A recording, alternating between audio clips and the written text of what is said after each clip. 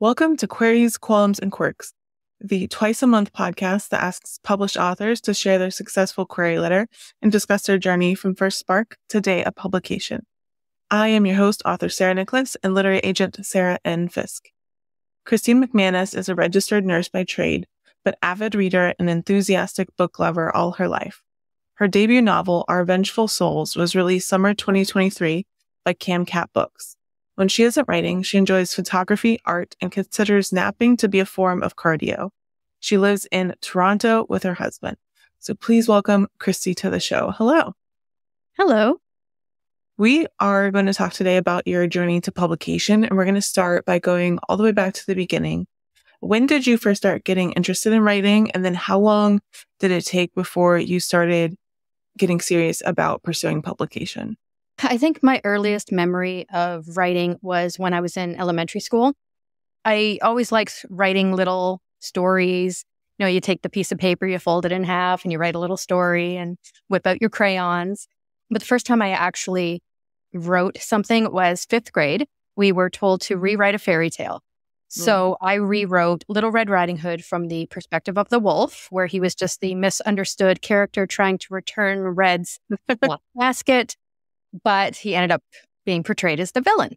So I whipped out my mom's old typewriter and my crayons, and I completely wrote and illustrated my little story, handed it in, and the teachers seemed to like it. They ended up publishing a copy for the school library, and they even read it during assemblies. So that was my first real taste of kind of what writing made me feel like. I was excited. I was thrilled with the outcome, and it was really fun for me. Awesome. So how did you learn more about the publishing industry, like how it works, how to query, how to go about everything? A lot of trial and error, to be honest. I started out writing fan fiction on Wattpad. So that was a lot of just getting stories out. I wasn't really sure about craft or publication or all the rules that come along with that. I had several friends who were in that transition from Wattpad to publication. They shared their experiences with me, things that they had learned, which was really, really helpful. And also Google. You got to admit, Google knows everything. So while there are a lot of misleading sites and information on Google, taking the time to really go through what agents are asking for, follow guidelines, look at sample queries, look at sample synopses. All those options are readily available online. And I just took the time to really kind of go through everything that was available, ask friends, really connect with people in publishing to try to learn from everything that they've done. And it was a long process, still learning. All right. So then what happened? Can you break down for us your journey from getting serious about publication to signing your first book contract? I think I started getting serious about it around 2015. Like I said, I was writing on Wattpad, and I got a lot of good feedback from when I was writing. Granted, the audiences were very different. Publication requires something very different than just general online audience. So I will admit, when I jumped into the query trenches, I was not ready. Okay, my books were not properly edited. I had horrible pacing. I didn't know the difference between how to craft novels. So of course, the rejections came in just in a flurry, which was also very difficult because that's your first real reality check with the difference between online writing and publication. I broke every single rule there was. I kept writing other stories, trying to learn and improve as I queried and piled up even more rejections. As much as their rejections were hard, I kept learning what did and didn't work from some of the feedback I got from agents. I did have some very positive feedback from some, and that really helped me kind of figure out what worked. Where was I dropping them? Where were they losing interest? Pacing was something that I really needed to learn, as well as info dumping. Info dumping is not your friend. And I was horrible for that. It was really hard, but I did keep at it, keep kind of working to focus more on craft than just banging out more stories to throw in the trenches. Take a story that you really like and try to perfect it. And I think that took me a while, 2-3 years to really learn. It's not how many you throw out there and hoping one will stick. It's taking one and really trying to make it work. So take that time, slow it down. You're going to have to learn patience in publishing. another thing I'm not great at. So being patient and really putting a lot of the effort on craft into a story has a better opportunity of getting it out there and having a more positive reaction. So in 2018, I threw another story out there, and this one actually got a response. 6 months later, after sending the initial query, I got a response from a mid-publisher, and they offered me a deal. So I was really excited. I thought, this is it. I'm finally going to get somewhere. I queried a few agents saying I had this deal, and in turn, I ended up with my agent. So everything seemed to be going really great. I was working on waiting for the edit letters for that book while working on another. But time kept going on, and I wasn't getting my edit letter. Things kept getting pushed back. I wasn't having the path that I thought came with publication. You know, you get the PM announcement, you get your edit letter, you go through revision, you get cover options. And they had given me an estimated publication date. And within 2-3 months before that so-called publication date, I still didn't even have first round edits. So I decided that this wasn't really working for me. And my agent and I, she was amazing. We got along really, really well. We just didn't have a good match professionally. So there is a big difference between having a great personal relationship with your agent and then not necessarily matching professionally. I want very much editorial feedback. Tear it apart. Tell me what I'm doing wrong, and I can fix it. I don't pick up well on vague. So I really needed a lot of feedback, which unfortunately I didn't get. So as hard as it was in 2019, I left both my agent and the deal. And I started all over again with new books, back in the trenches, more querying. It was definitely hard. I had to take some time to think, is this really what I want to do? Because this really sucked. It was a lot more difficult to go through than I expected. But I just couldn't stop writing. I kept coming up with different ideas. And then eventually in 2020, I started writing a new book. It was lockdown and not much else to do. And I saw this meme and I decided, you know what? I can't get this out of my head. I'm going to try to write this book. So I did, and it ended up being my first pub deal. All right. So you got a deal directly with the publisher that time?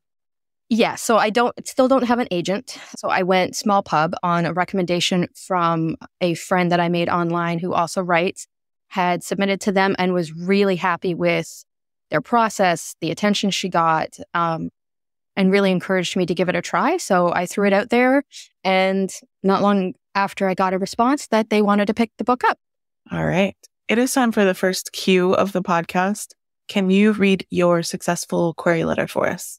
So this was the query letter for my debut, Our Vengeful Souls. It is a YA villain origin story for the Sea Witch from The Little Mermaid. And the query is actually what ended up on the back cover. So it went directly as the back matter. When magical mermaid Soraya saves her little sister and overshadows brother and rightful heir Triton, the position of next ruler of the sea is in question. Determined to keep his throne, Triton curses Soraya, transforming her into a human and stripping her of her magic. Banishing her from their underwater kingdom, he gives her a final warning. If you should return, you will become a monster. Left for dead, Soraya washes up on the shores of Atlantis, discovered by a kind merchant with a tragic past. Patient and charming, he helps her build a life on land, leaving her realizing everything she was taught about humans may have been wrong. But legends are powerful forces, and mermaids are burned for their magic by humans who fear their power. Soraya is forced to keep her true identity a secret, even as her feelings for her savior deepen. Her skill with a blade, she finds a place within the ranks of the Atlantean army, finally giving her a chance to become the respected warrior she always desired. During her training, however, she discovers the legend of a trident of equal power to her father's exists and is within her grasp in Atlantis. With a way back to the sea in her grasp, she wavers between the pull of revenge and the possibility of love on land, all under the hateful eye of a vengeful enemy within her ranks. But when the fate of a friend is in the balance, she must make the hardest decision of all, be burned at the stake as a witch or turn into a monster should she return to the sea. In line with the classic fairy tale, The Little Mermaid by Hans Christian Andersen, and the mythological adventure Lore by Alexandra Bracken, Our Vengeful Souls takes you on a journey of loss, love, and vengeance into the life of one of fairy tale's most famous villains. Awesome. Thanks for sharing. Thanks. How has your experience been since signing that first contract? Especially let us know what surprised you along the way. I think the biggest surprise for me was how much work was still involved after signing. You really have to love the book that you wrote and that has been signed, because you will read it over and over again until it haunts your dreams. I swear to God, if I have to read it one more time, I will cry. I know it basically by heart. And the most surprising thing for me, I think, was I used to hate revision. I loved plotting and writing first drafts and getting the idea out there. But when it came to revision, I hated it because I didn't know what was working, what was not. Everything I changed, should I have kept it in? But actually working with my editor, I learned how to pick out those few things, the filler words, all those things that I didn't understand at first that made me hate revision. I was slowly learning through that process, and now I actually love it. Another big surprise was how much marketing is involved, whether you're big five, small press, indie, self-pub. Marketing is a whole other realm that always plays into publishing. And it's another skill you have to develop. And it's difficult to navigate sometimes, but that was another big surprise. All right. It is time for our quick round. I call it Author DNA. Are you a pantser or a plotter? A little bit of both. A friend of mine calls it panty lining. Do you tend to be an overwriter or an underwriter? Again, a little bit of both. I do tend to info dump sometimes in first drafts and then peel it all back in revision, or I don't give enough and then have to go back and add more. So a little bit of both. Do you like to write in the morning or at night? Night, all the way. I hate mornings. When you start a new project, do you typically start with a character or a plot or concept or something else first? Depends on the project, usually concept, but my upcoming novel was actually just the title. And then I built everything around that. Do you prefer coffee or tea? Tea. When you're writing, do you prefer silence or some kind of sound? It has to be silence. When it comes to the first draft, are you a get it down kind of person or a get it right kind of person? Get it down for sure. I can fix a bad draft. I can't fix an empty page. What tools or software do you use to draft? I have a notebook on my desk that I sometimes jot little ideas down, but for the most part, I use just Word and I break it down by chapter. Do you prefer drafting or revising more? I kind of already answered this one before it was drafting, but now I think revising for sure. Do you write in sequential order or do you hop around? Sequential order for sure, because sometimes the idea I had in my head isn't actually where I end up. So if I hop around, I might have to rewrite what I wrote. Final quick round question. Are you an extrovert or an introvert? Introvert all the way. All right. Now we're going to talk about the second Q. What were some of the qualms or worries that you had on your journey? And do you feel like they were realized or you overcame them, or how did they shake out? I think they changed as things went on. My biggest worry at the beginning would be that I would never get published. It's something that in reality is completely out of your control. We can write a great book, but it has to find the right agent or editor at the right time. And we really don't have any control over that. Once I realized that and I just started enjoying the writing and the experience of creating the characters in the world, a lot of that pressure lifted. We write because we love it. And in the end, to me, that should just be enough. Now it's time for the third Q. Do you have any writing quirks? Is there anything about your writing process that you think is kind of different or interesting or unique? I don't think there's anything necessarily unique. My biggest quirk is I need silence to write. Any little distraction, I can't really focus and immerse myself in the world. Even if I just hear the TV in the other room, it's really distracting. I used to lock myself in the bedroom to find some peace and quiet while I would write and tell my husband, unless the house is burning down, do not bother me. So he would be very tentatively knocking on the door, asking me questions every now and then. But it's probably the biggest thing is I need quiet. And now that he's made me a little desk area to work, that no interruption rule is still in place. He's always kind of hovering at the top of the stairs, scared to interrupt me. But when you were in the lowest parts of your journey, whatever that was for you, what kept you going and why did you stick to it? I think the lowest part of my journey was probably when I walked away from my deal and my agent, both at the same time within like a month of each other in 2019. I knew it was the right decision, but I was still terrified it was the wrong choice, that I would never have another chance. I ended up taking a long break from writing and querying to kind of get over those feelings, kind of lick my wounds per se. Eventually, a new story idea came along and I just couldn't not write it. It nagged at me until I sat down to write, and I kind of wiped away the bitter taste of that experience. just getting back into writing for myself, even if no one ever read it, was the way that I kind of lifted myself out of that experience. Do you feel like you made any mistakes along the way that you like to share with listeners? I have made every mistake. I can guarantee I have made every mistake. I queried first drafts before they were ready. I knew nothing about craft or character arcs or info dumping, filler words. I queried too much, too fast, burning through my options instead of taking the time to revise with the feedback I got. I wasted a lot of opportunities by not being patient with the process, which is the biggest lesson in publishing. It is really, really slow. So patience is a must, and it's never been one of my qualities, but it's definitely something I had to learn in this. So looking back now, I still kind of cringe at some of the things and the opportunities that I wasted, but everything is a lesson, and you always end up where you're supposed to be. So as much as I still cringe, I have made every one of the mistakes, but in the end, I still ended up with a book on the shelf. All right. Can you share with listeners one of the most important lessons that you learned on your journey to publication? Probably be patient. Publishing is really slow, and as painful as it is, you need to learn to take the time and make your work the best it can be before you toss it out there. You only get that one first impression. You may get an R&R, but you may not. So really take the time to make it great. It's the best you can. That doesn't mean it has to be perfect, just as perfect as you can make it. Another thing that I learned probably later than I should have is just the skills of writing. Show versus tell, GMCs, character arcs. They're what really pull your reader into a story, make them care about the characters, relate to them. It's a really vital part of craft that I took ages to learn, but when I did, my stories really started to change for the better. And I think the final thing that I learned was a Big 5 deal isn't the only measure of success. There are a million different ways to be successful in publishing.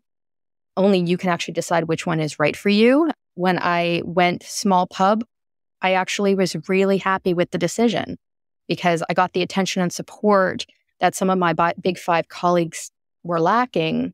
And I'm really glad with the choice I made. All right. This is not a business that most of us succeed in completely on our own. Who are some of the people who helped you along the way and how?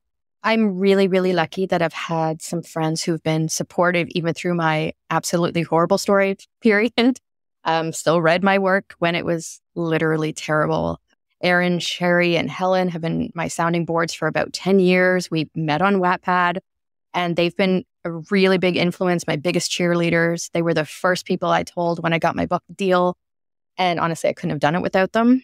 Also, a friend that I made online through publishing world, Morgan Shamey, she is the one who recommended I go small pub and recommended my publisher and encouraged me never to give up.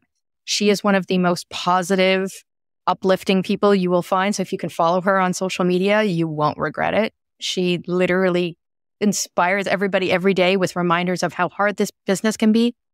But it can take 10 years, 15 years, whatever, you will eventually find some measure of success.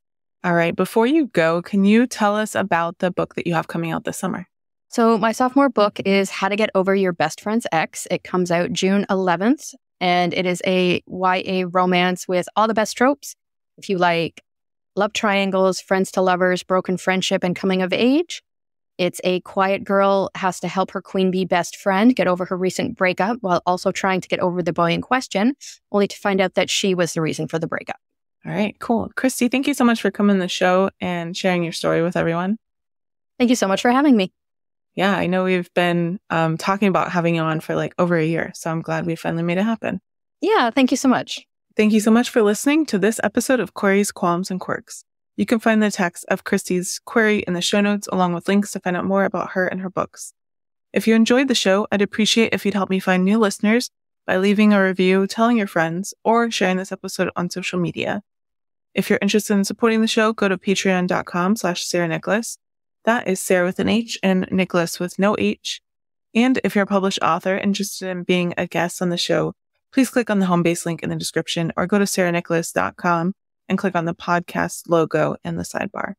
Thank you so much for listening, and I'll see you next time.